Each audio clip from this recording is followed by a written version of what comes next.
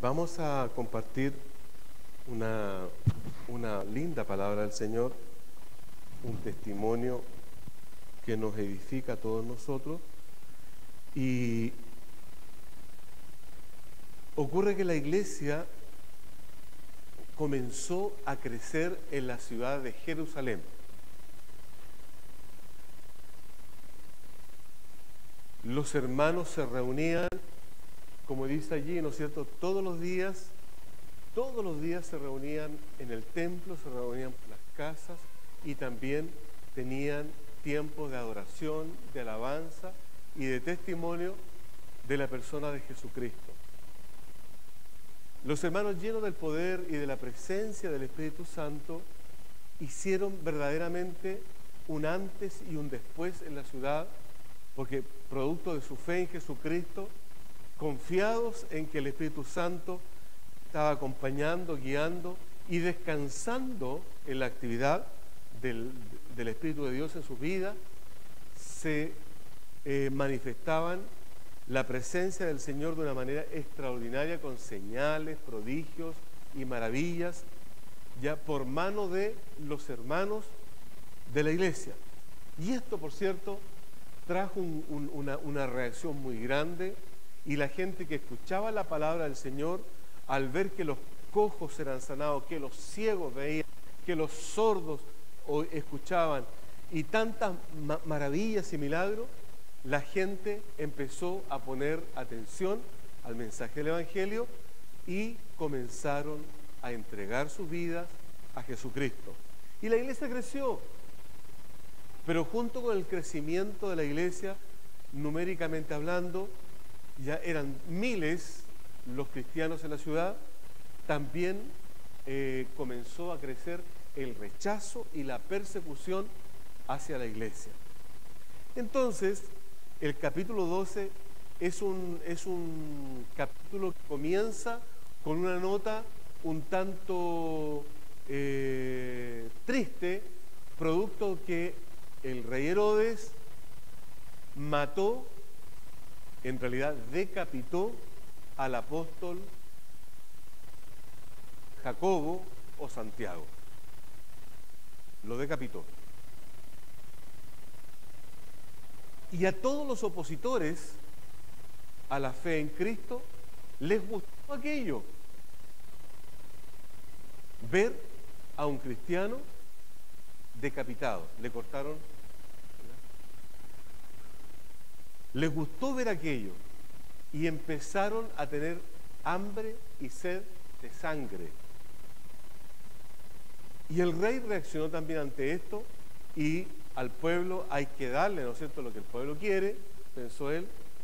Total, a él no le costaba mucho aparentemente.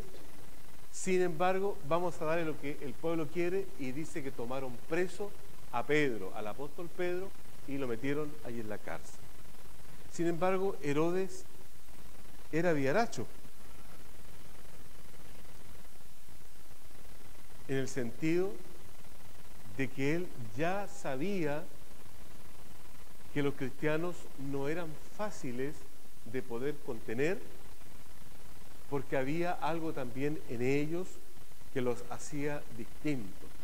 Y él tenía los antecedentes de otras veces que habían tomado prisionero a Pedro, a Juan, y cómo el Espíritu del Señor los había librado de la cárcel y salvado también de juicios a los cuales habían sido expuestos.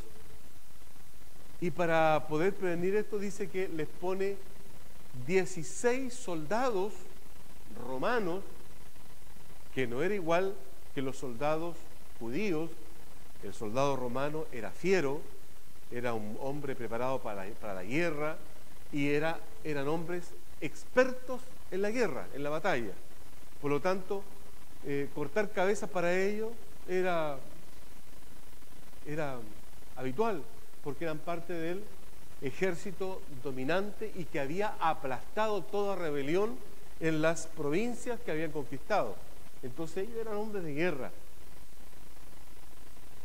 Y Herodes envió a 16 de sus soldados preparados para la guerra, e insisto en esto porque no eran gendarmes, eran soldados de guerra para que custodiaran a Pedro, a quien había echado a la cárcel. 16 hombres para cuidar a uno solo. 16 hombres con sus corazas, con sus espadas, con sus lanzas, para cuidar a una persona que andaba en sandalia y simplemente era su túnica, su única arma, ¿no es cierto?, visible que podían ver. Sin embargo, 16 soldados preparados para la guerra para Pedro. ¿Y qué nos dice entonces el texto? Versículo 5. Así que Pedro estaba custodiado en la cárcel, pero, leamos todo.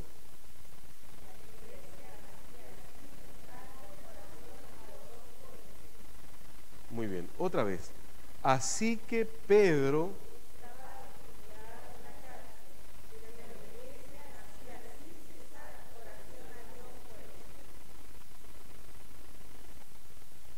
hubo una reacción por parte de la iglesia. Los hermanos se pusieron de acuerdo para orar y lo hicieron de una manera sostenida, perseverante, y oraban sin cesar, es decir, era una oración continua, día y noche, para que el Señor cuidara a su siervo, al apóstol Pedro, que estaba en estas condiciones, y sospechando, por cierto, la suerte a la cual estaba sentenciado. Ya habían matado a Jacobo, por lo tanto, la misma suerte iba a correr Pedro, y eso ya se sabía, porque como estaba en la fiesta de la Pascua, pasando los días de Pascua, Pedro iba a ser sentenciado a muerte. Esa era la situación en aquellos días. Y dice la palabra del Señor, y cuando Herodes le iba a sacar, o sea, era el día ya en que se va a ir de corte cogote, ¿ya? Pero cuando Herodes le iba a sacar, aquella misma noche, entonces el relato ahora comienza a retroceder, así como una película, ¿no es cierto?, de Hollywood. Comienza a retroceder y le pone 6 horas antes. Si el relato es hollywoodense. Dice, aquella misma noche estaba Pedro durmiendo entre 2 soldados y sujeto a ellos estaba unido a los soldados, a 2 soldados romanos con cadena, estaba engrillado. ¿Se van imaginando ustedes? Y Pedro se había sacado la sandalia y estaba tirado ahí, ¿no es cierto?, en el suelo de la celda, y estaba era como Fulvio, se quedaba dormido en el culto. No, Pedro jamás se quedaba dormido en el culto. Estaba durmiendo. Pedro durmiendo entre 2 soldados. Echen a andar un poquito su imaginación, porque aquí nos da libertad la palabra del Señor para empezar a ver algunas cosas que pasaron allí.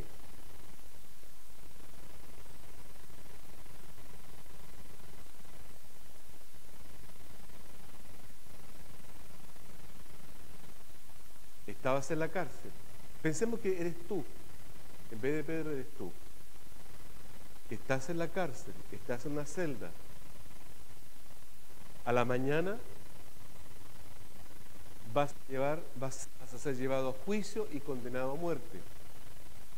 Hay 2 soldados con su vestimenta, ¿no es cierto?, de soldado romano, a quien tú estás encadenado. Imagínate tú un pie a un soldado y el otro al otro soldado.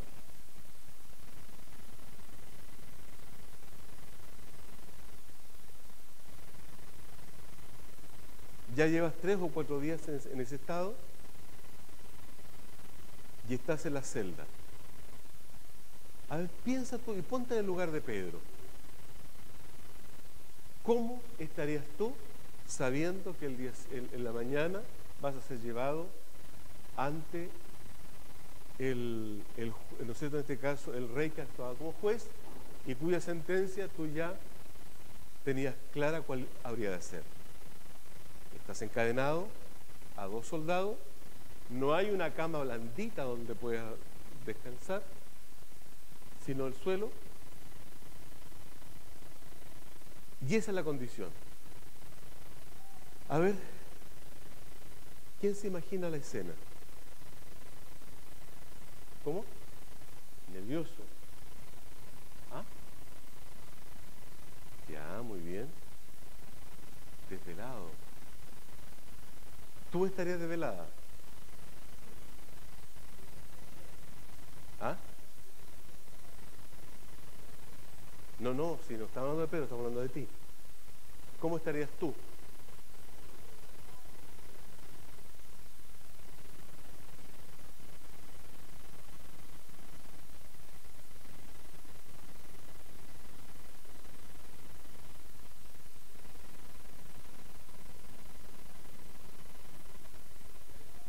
Caldo cabeza.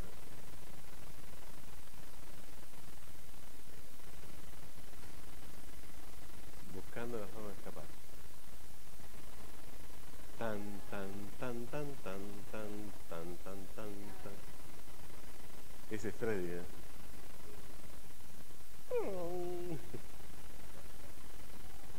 ¿Y tú, Julio? Tranquilo, tranquilo. Total, una espada más, una espada menos. Pero nosotros vemos aquí Pedro. ¿Cómo estará la Miriam? Estaré llorando y no voy a ver crecer a mi osito de peluche, diría.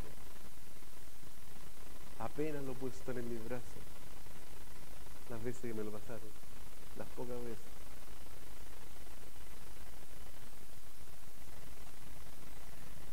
Yo creo que la situación nuestra sería de preocupación y seguramente estaríamos con lágrimas.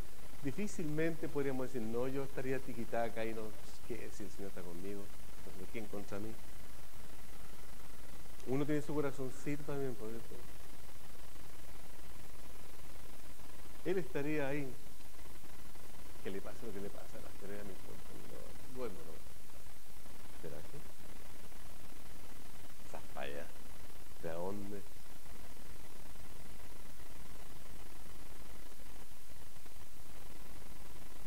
Seamos honestos, aquí, ¿para qué no vamos a mentir unos a otros? Pero Pedro, vemos que él estaba en esas condiciones durmiendo. Y el sueño, y el descanso, y el dormir, y roncaba, eso es síntoma precisamente de que hay paz en el corazón. Una persona, un hombre, una mujer que confía su vida en el Señor es una persona que puede descansar y puede verdaderamente dormir y levantarse descansado.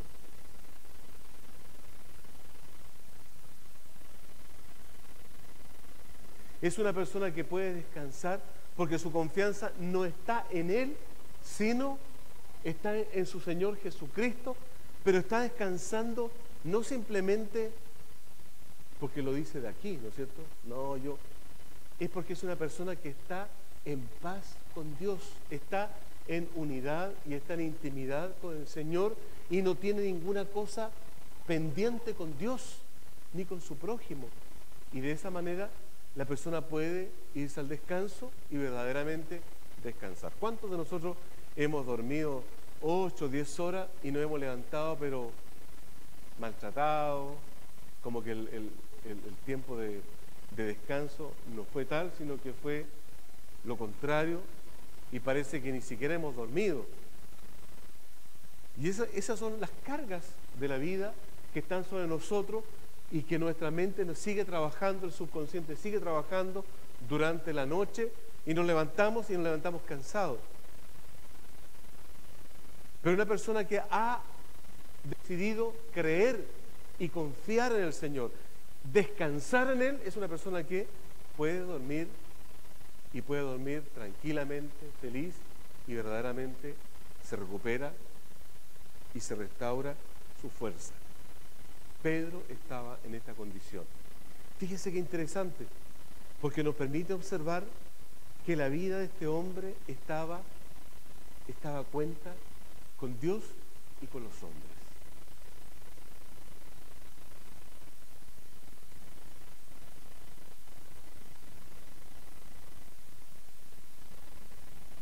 Muchos de nosotros decimos, no, si yo confío en el Señor, pastor, si descuide, mi confianza está en Cristo.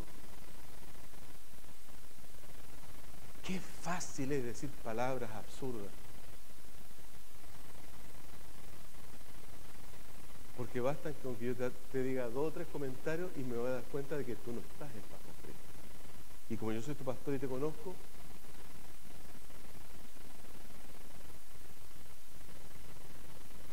entonces aquí tenemos una enseñanza inmediata. Cuán importante es que nosotros cada día examinemos nuestro corazón.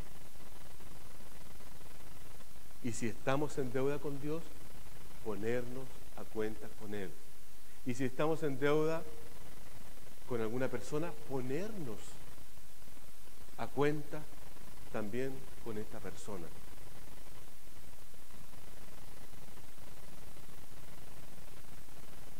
Pero hacerlo es a lo que somos nosotros desafiados por el Señor, a que seamos obedientes y podamos reaccionar, pero hacerlo. Yo tengo algo pendiente con tal persona, ya no, sí. Voy a conversar con ella. Y pasa la semana, los meses, a veces pasan años, y después la persona se olvida porque sigue con su vida, pero hay algo pendiente que quedó sin resolver en algún momento y eso está pendiente. ¿Puede una persona, un creyente que tiene algo pendiente, descansar cómodamente diciendo yo estoy en paz con Dios y con los hombres? Se puede engañar a sí mismo. Pero ante la inminencia de la muerte, el Espíritu trae a nuestra mente todas aquellas cosas que están allí, de las cuales nosotros tenemos que ponernos al día, ponernos a cuenta, pedir perdón, arrepentirnos o perdonar. Y fue así como este hombre que estaba prisionero pasa por esta experiencia y nos permite el Señor la maravillosa bendición de ver el estado del corazón de Pedro.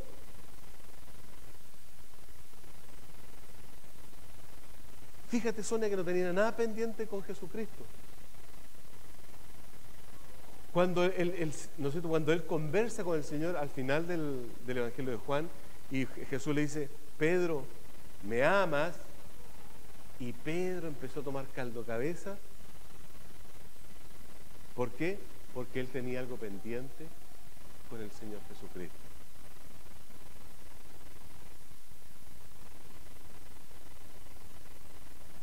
Si el Señor te dijera a ti, te llamara por tu nombre y te dijera, ¿me amas? No me digas que sí porque es de buen creyente decir que sí. No, con todo tu corazón, con todo tu ser, ¿puedes decirme que me amas? Y para responderle al Señor Jesucristo esta pregunta, es que nosotros tenemos que revisar nuestra vida. Tenemos que analizarnos. ¿Tengo algo pendiente? ¿Le hice algún compromiso con Él? ¿He cumplido dicho compromiso? ¿Le he fallado al Señor? ¿He mentido? ¿Lo he engañado? ¿He traicionado?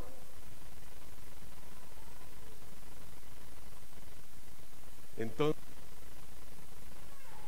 la pregunta es, ¿tengo algo pendiente con el Señor? Si yo necesito descansar y dormir, verdaderamente reposar y levantarme fortalecido el día siguiente, ya sabemos lo que tenemos que hacer, ¿no es cierto? Y los que le da sueño en el culto tienen que pedirle perdón al Señor.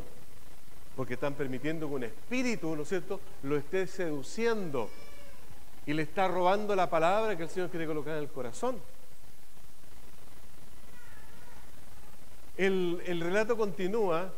Va a aprovechar la hermana, la hermana Miriam de tomar en brazos a su nieto antes que el Señor se la lleve.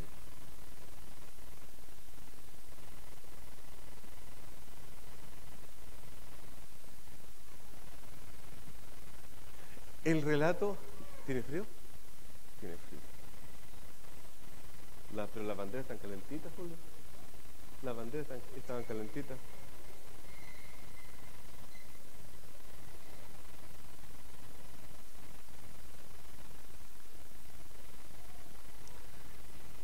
Continúa el relato y nos dice,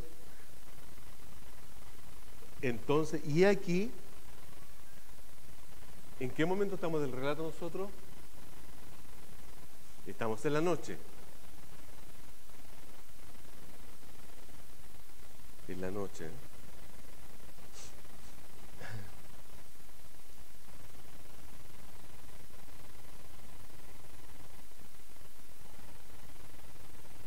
Probablemente tipo medianoche. Lo dice, he aquí se presentó un ángel del Señor y una luz resplandeció en la cárcel. Y tocando a Pedro, ¿qué pasó?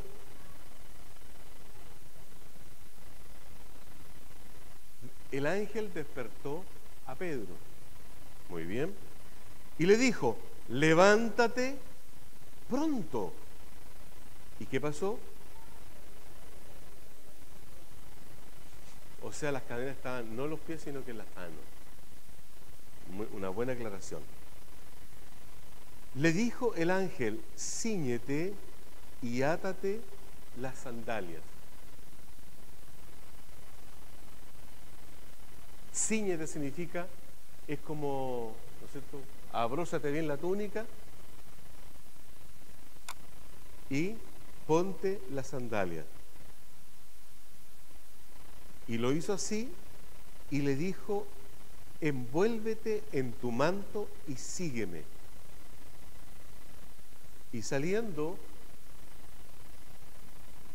le seguía, pero no sabía que era verdad lo que hacía el ángel, sino que él pensaba que estaba viendo una visión.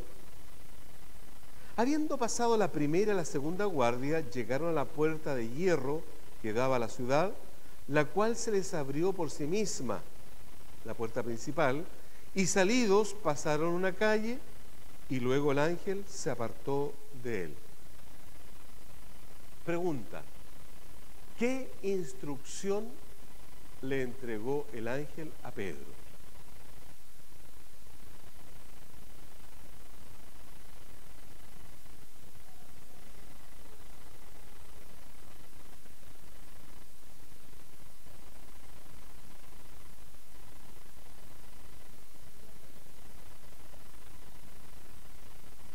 Ya apúrate porque empieza el partido. ¿Cómo se puede predicar un sermón cuando me están presionando?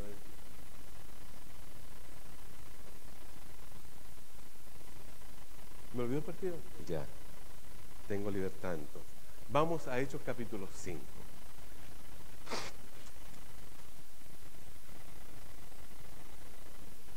Hechos capítulo 5.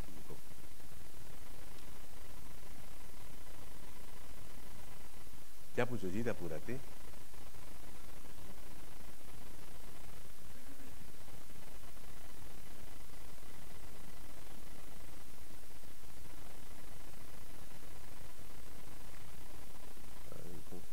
¿Dónde se me perdió el pasaje? ¿Quién lo tiene por ahí a mano? Yo tengo.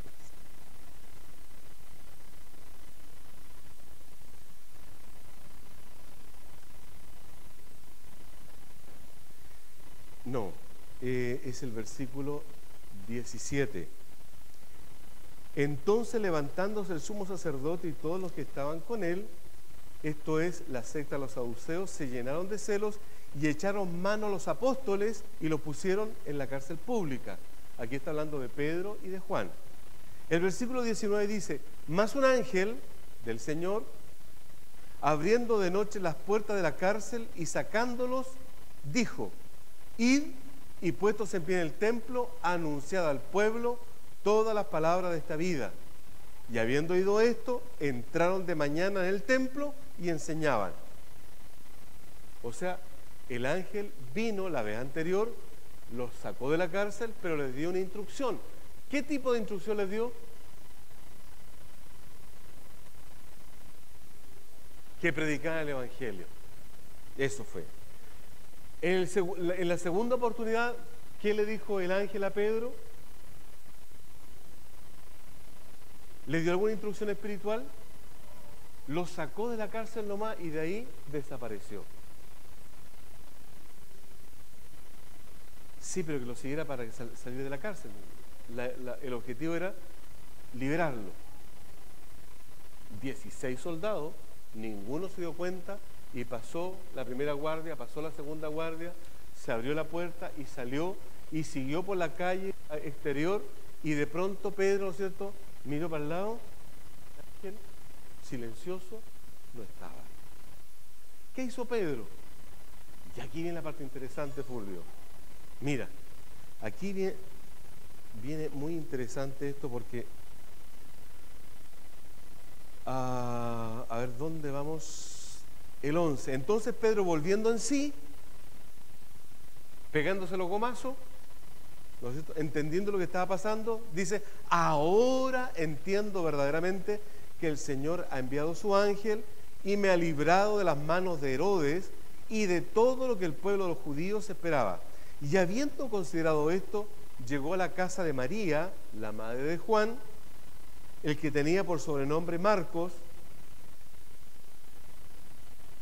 Estoy en el 12:12, capítulo 12, versículo 12.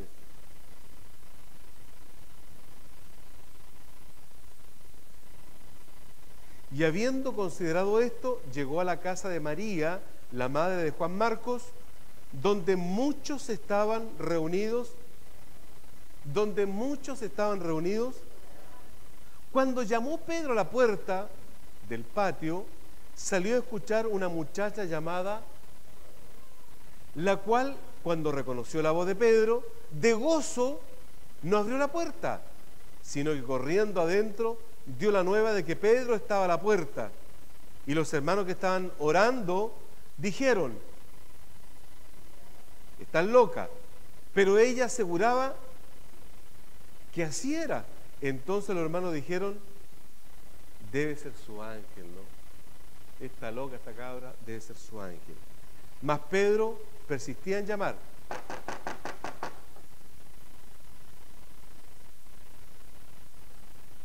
Y cuando abrieron la puerta y le vieron, se quedaron atónitos. Pero él, haciéndole con la mano señal que se callasen, les contó cómo el Señor les había sacado de la cárcel y dijo: hagan saber de esto a Jacobo. Esto es, este Jacobo que está aquí es el hermano de Jesús, o el medio hermano de Jesús, que en ese tiempo era el pastor de la iglesia. Haz saber de esto al pastor Jacobo y a los hermanos de la iglesia, y salió y se fue a otro lugar. Resumamos lo que acabamos de leer. El ángel no le dio ninguna instrucción a Pedro. No le dijo: anda a predicar por las calles de Jerusalén o anda al templo. No le dijo nada, simplemente lo liberó. ¿Por qué creen ustedes que lo liberó? Porque lo iban a matar. ¿Y qué más?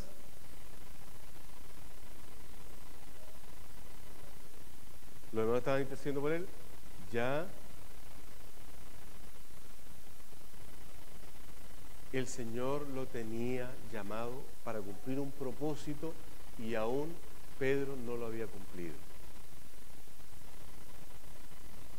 Por consiguiente, era necesario sacarlo de la cárcel porque iba a ser decapitado seguramente, igual que el apóstol Jacobo. Es el apóstol Jacobo, el otro es el medio hermano de Jesús, el pastor de la iglesia en Jerusalén. ¿A cuál mataron decapitado? Al apóstol. Los dos se llaman Jacobo. Pero Herodes mató a Jacobo el apóstol. Y el pastor de la iglesia en Jerusalén, también de nombre Jacobo, era el pastor de la iglesia y le dice, vayan y avísenle a Jacobo, al pastor, porque el otro ya estaba enterrado, ¿no es cierto?, de todo esto que les he contado.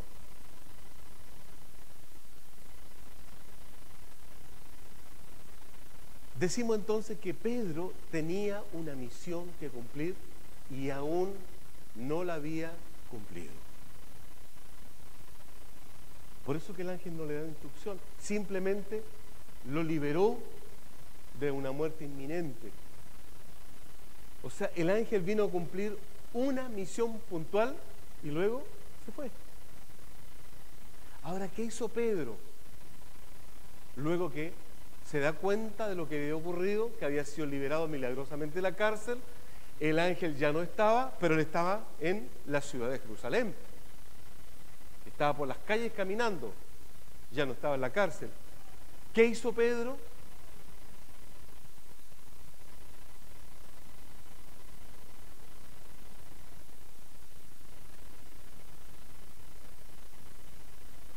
A ver, vamos por partes. ¿A dónde se dirigió Pedro?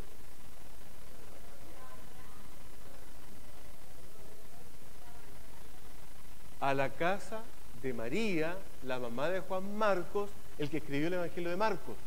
Ese es Juan Marcos, el que escribió el Evangelio, el segundo Evangelio que se llama Marcos. A esa casa fue Pedro. Segundo lugar, ¿quiénes estaban en esa casa?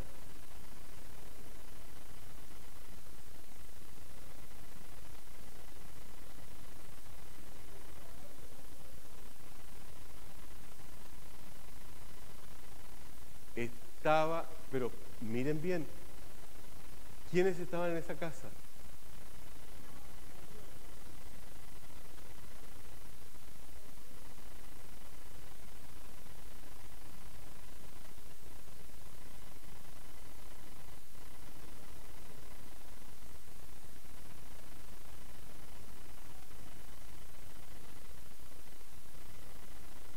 Uy, ¿qué les fue? Hermanas Sonia, ¿quiénes estaban? La iglesia hogareña. No era la iglesia, era la iglesia hogareña. En ese hogar se reunían todos los días a orar, a estudiar la palabra del Señor, a ministrarse unos a otros y comían, celebraban la cena del Señor todos los días. Y como dice ahí, todos los días en el templo y por las casas. Y la casa de María era un lugar de reunión, no cesaban de enseñar y predicar a Jesucristo, una iglesia hogareña. Sí, pero no era la iglesia de Jerusalén, era la iglesia hogareña. Era un grupo de hermanos que estaban allí. Por eso le dice, manden a decirle, ¿no es cierto?, a Pedro y a los hermanos. ¿Por qué? Porque habían varias iglesias hogareñas en la ciudad. No, era la iglesia donde él se congregaba. Era la iglesia, claro, la iglesia, y hacia allá dirigió sus pasos. De aquí podemos sacar varias lecciones, pero yo quiero que nos concentremos solamente en una en esta oportunidad. La importancia de la iglesia hogareña.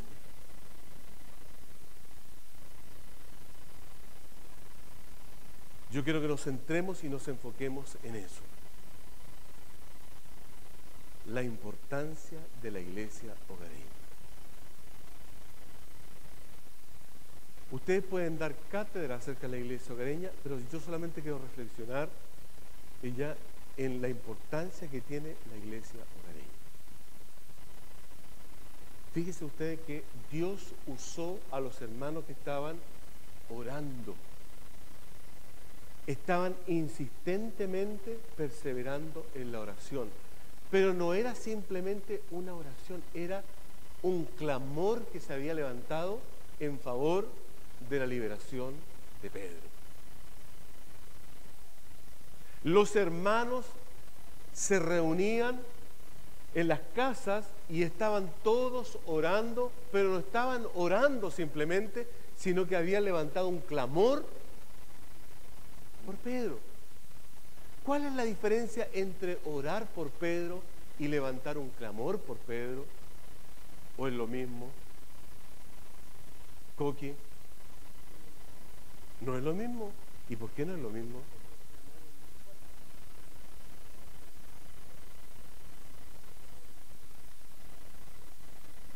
Muy bien. La oración es simplemente, como la Jani le enseña a los niños, es conversar con Dios, es tener una conversación con Dios. Hablar a Dios y esperar que Él nos hable a nosotros. Esa es la oración.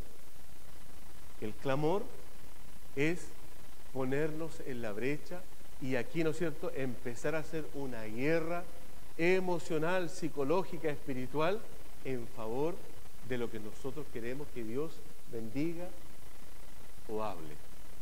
En este caso, Pedro estaba en la cárcel y todos los hermanos sabían que Pedro iba a tener un desenlace fatal. Esa noche era una noche fatídica para la iglesia, porque Pedro estaba condenado a muerte. Y los hermanos estaban suplicando, clamando, gimiendo delante del Señor. No estaban, Padre, ahora que me acuerdo, bendice al hermano Pedro, porque tú estás ahí, pues, está en la casa, qué sé yo, acuérdate de él. Y también te pido para que tú me bendigas, para que me des trabajo, para que aumenten el sueldo, para que yo gane mucha plata, para que yo compre muchas cosas.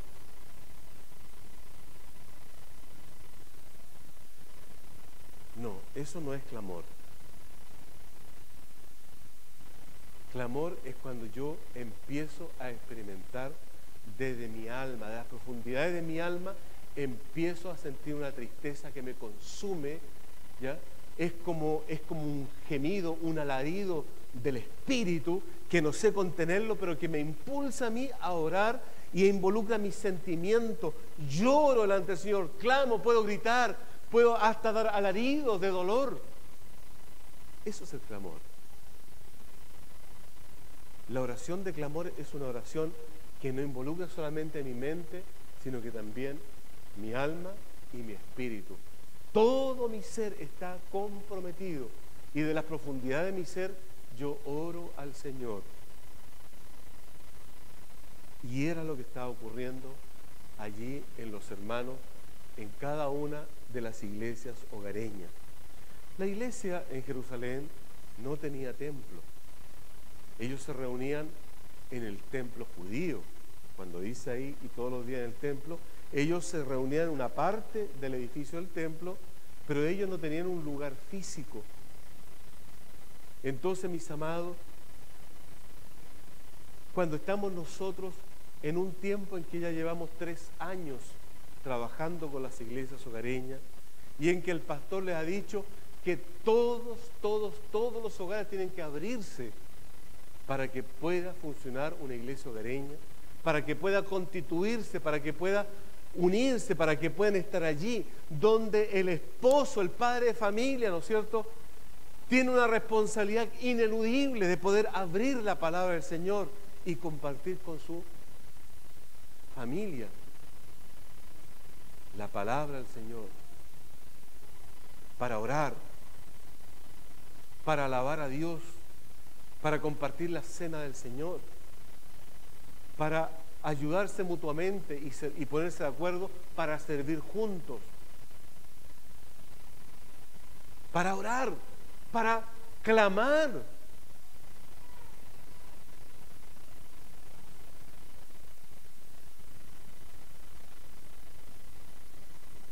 Mis amados, hace más de 3 años que el Señor nos dijo a esta iglesia: las iglesias hogareñas son el medio, el instrumento a través del cual yo voy a bendecirles a ustedes, fortalecerles en la palabra, en el espíritu, y también van a evangelizar. van a abrir las puertas de su hogar para que otros también reciban la bendición. ¿Y tú haces tu iglesia hogareña toda la semana? Coqui, ¿tú haces tu iglesia hogareña en tu hogar toda la semana? Freddy. Muy bien. El pastor toda la semana está enviando el estudio, está enviando el video que lo complementa para ayudarles a ustedes, para que ustedes lleven adelante su iglesia hogareña. Pero mis amados, permítanme sermonearlos un poquitito, con amor. No es una opción. Dios a nosotros no nos deja libertad para no hacerlo. ¿Cuántas veces ha hecho la iglesia hogareña en tu casa, Chorro? Yo lo he llamado desde este mismo lugar, que tiene responsabilidad, no solamente para él, para su esposa, para su hija, sino que también para los demás habitantes que están en la casa. Su cuñado no está aquí, el Daniel falta cuando quiere, el suegro igual. Es porque no hay una conexión, no hay una obediencia, no hay una sujeción a Dios, quien nos ha dicho que todos los días tenemos que estar atentos, pero Él nos ha pedido a nosotros un día a la semana. Coqui, yo quiero que tú te congregues con tu esposa y con tu hija para celebrar un culto. Un día a la semana. Hito, un día. Te doy todo el resto del tiempo, pero un día, pelado, un día, para que te congregues con tu familia. Un día, Pablo, un día. Y todos los varones de la iglesia, un día. Un día. Reúnete con tu esposa y con tus hijos. Define el mejor tiempo que sea cómodo para todos. De tal manera que no haya excusa que por causa de las responsabilidades, por las tareas, las clases, no se puedan congregar. Lo mismo yo le digo a Javier. Y ustedes pueden ver el listado a todos los que yo le mando, a Esteban también. Esteban no está aquí con nosotros de tiempo, que está trabajando en Cauquenes, viviendo en Cauquenes. También le envío el estudio para que también lo realice con su familia. Pero mis amados, no es opcional. Y eso es lo que yo quiero hacer el llamado en esta mañana. El Señor a nosotros nos quiere seguir bendiciendo, pero nos va a bendecir mientras nosotros estemos en obediencia también con Él y con amor. Nosotros miremos a nuestra familia. Fíjate que el Señor Jesús dice en Mateo 18, 19 y 20, dice algo maravilloso que lo vamos a leer ahora. Yo creo que ya lo tenían, en la Biblia lo tenían listo, ¿no? Mateo 18, a menos que me haya equivocado el versículo.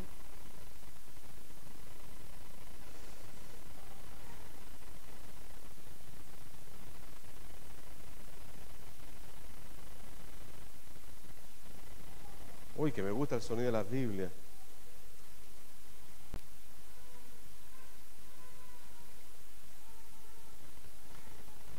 (18, 19 y 20).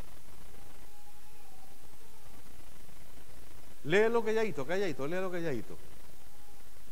Capítulo 18, versículos 19 y 20.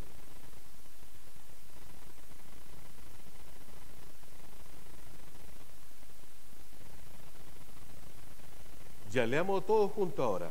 Otra vez os digo que si dos de vosotros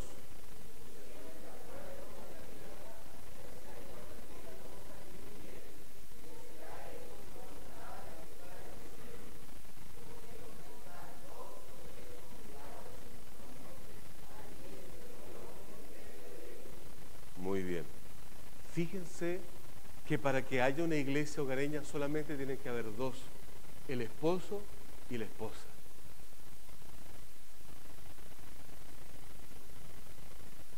Si hay un tercero, mejor. Si hay un cuarto, mejor. Si hay 5, 6 más, mejor todavía, porque la palabra se va compartiendo con otros más. Pero mis amados, hoy, el primer domingo de julio, comenzando el segundo semestre, el énfasis que tenemos como iglesia es 2017, Todos los hogares son iglesias hogareñas. Y eso ustedes lo leen todos los días en el devocional que yo les envío. ¿O no es así? La primera frase dice, 2017, cada hogar, ¿no es cierto?, una iglesia hogareña. Todos los hogares. ¿Sabes, Sonia? Donde hay 2 congregados en mi nombre.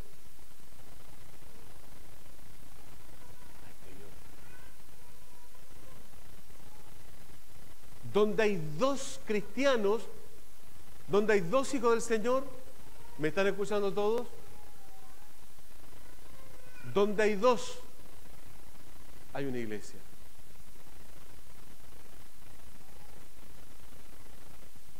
Lo dice Jesús.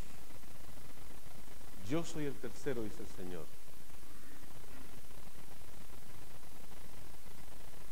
Y yo les quiero pedir a todos ustedes, como su pastor, no me desobedezcan. Porque si ustedes me desobedecen y me siguen desobedeciendo, desde hoy ustedes le desobedecen directamente al Señor Jesucristo. Y lo digo con esta autoridad, lo digo en el nombre de Jesús. Si usted me desobedece a esta instrucción, usted está en desobediencia con el Señor Jesucristo. Y si usted no sabe cómo hacer una iglesia hogareña, vamos a hacer un taller en los próximos días para poder, ¿no es cierto?, volver a repasar. Los que tienen experiencia en la iglesia hogareña puedan retomar nuevamente y puedan comprometerse con Dios en la obediencia de ustedes, en los portadores de la palabra del Señor. Lo que ustedes siembran en el corazón de su familia es algo que Dios regará y Dios hará crecer. No piense que una palabra de Dios que usted suelte va a ir al tarro a la basura. No es así. La palabra del Señor tiene vida por sí misma, porque la palabra de Dios es Dios mismo actuando para ministrar nuestros corazones. A veces nuestros hijos son desobedientes y se nos arrancaron, se nos escaparon. Pero nosotros vamos a orar por ellos y le vamos a hacer, aunque no se reúnan con nosotros, porque hay algunos más desobedientes que otros. Usted lo va a invitar, pero la palabra del Señor, usted se va a encargar de que también le llegue. Le dejará el estudio en su habitación, sobre su escritorio. Usted buscará medios para poder bendecirlo con la palabra. Escribirá el versículo, se lo pondrá, le mandará un WhatsApp a su hijo con el versículo bíblico del día. Dios nos da a todos nosotros una mínima capacidad de inteligencia para poder actuar y para poder compartir la palabra de Dios con aquellos que no van a participar. ¿Por qué? Pero la primera misión de nosotros es reunir a la familia. Así que, Hito, esta semana tú recibes la palabra y te organizas para, junto con tu esposa, con tu hija, para celebrar tu iglesia hogareña en tu casa. Igualmente Pachi, igualmente Pelao, igualmente Coqui. No hay excusa. No, es que pastor, es que no, si ustedes lo conocen, sino, no, esto no es nada nuevo, si ya llevamos 3 años ya en esto, por lo tanto, todos tienen la capacidad. Sí, nada de estar aquí compartiendo la palabra. Iglesia hogareña, va a ser el culto, ¿no es cierto?, de la iglesia hogareña. Y asimismo todos los varones. El Pablo igual. El Pablo también puede hacerlo, si lo puede hacer, yo creo que se puede hacer un tiempo, aunque esté en el norte, lo puede hacer vía, ¿puede hacerlo Face? No, es que es muy antiguo ya. Pues. Ah, ¿no? Sí.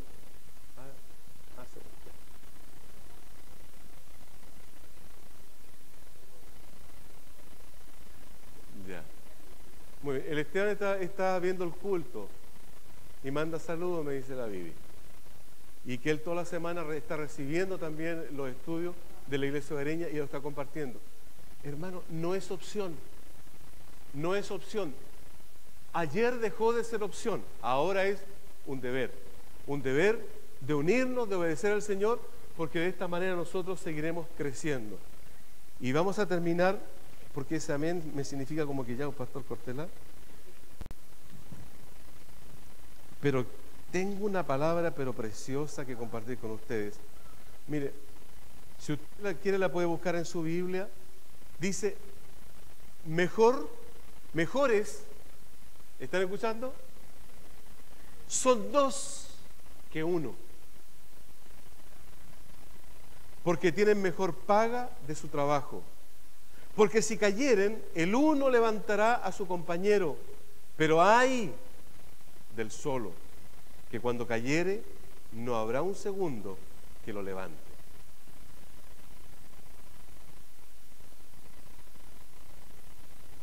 Y la palabra, esto está en Eclesiastés capítulo 4, versículos 9 y 10. La palabra dice, y si hay 3, mejor todavía, porque corten una cuerda, ¿no es cierto?, que tiene 3 hilos. Más dura, que está trenzadita con 3 hilos, más dura. Bueno, ahí están nuestros hijos. El marido, la esposa y los hijos. Hacen 3 o más de 3 y eso es mucho más fuerte. ¿Acaso nosotros no de repente no decaemos, nos debilitamos, nos entristecemos o necesitamos consuelo? Bueno, ahí está el otro para que nos levante, nos apoye, ¿no es cierto?, nos tire para arriba. Y así como hoy me toca consolar a mi esposa mañana me consuela a mí, porque todos nosotros vamos a estar sujetos a situaciones que van a ser conflictivas en nuestra vida y que también nos debilitan. Bueno, ahí estamos para fortalecernos. Así que a partir de esta semana, a todos los varones que son sacerdotes de su familia, les haré llegar entonces el estudio para que ustedes lo hagan junto a su familia. Usted verá, ¿no es cierto?, si en vez de 1 hora, 2 horas, 3 horas, o lo hace en un menor tiempo, usted verá que el Señor le dé sabiduría para que pueda también compartir en su iglesia hogareña.